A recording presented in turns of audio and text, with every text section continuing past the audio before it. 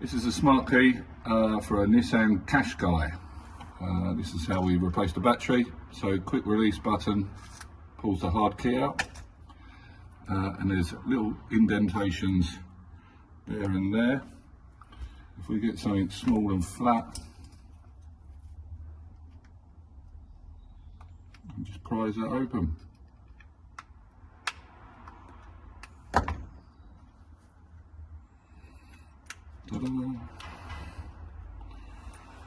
Okay, the battery inside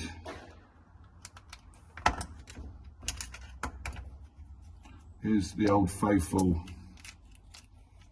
CR2032. Get a new one in there.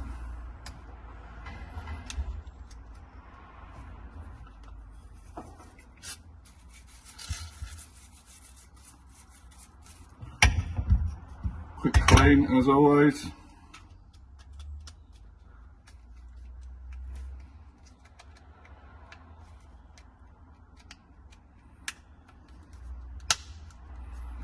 Take it back in, hard key back. And so you do the Nissan Qashqai keys.